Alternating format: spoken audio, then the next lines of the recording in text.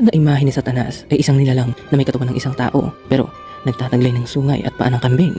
So basically mga ka-LE, no, ang sumunod na version na ito ay kalahating tao at kalahating kambing.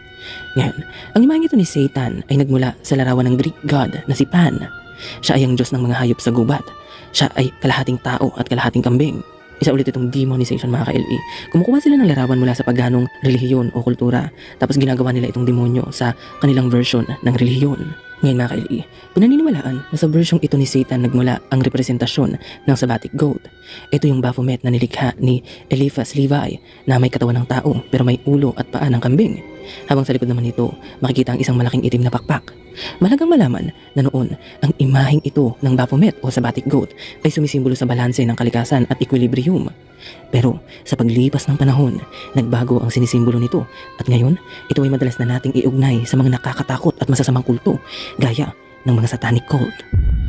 Ngayon mga ka-LE, nagtataka siguro kayo kung bakit sa dinami-dami ng mga hayop sa mundo, kambing pa ang napili nilang gamitin bilang representasyon ng kasamaan, no? Well, pinaniniwalaan na ang ideyang yan ay nagmula sa isang parabolang matatagpuan sa Gospel of Matthew. Ito yung tinatawag nating parabola ng mga tupa at ng mga kambing.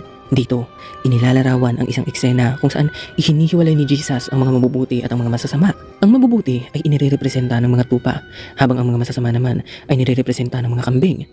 Ang parabolang ito ang dahilan kung bakit madalas gamitin ng mga manunulat ang imahe ng kambing bilang representasyon ng demonyo o ni Satan. At ito rin marahil ang dahilan kung bakit madalas gamitin ng mga satanic cult ang imaheng ito ng demonyong kambing.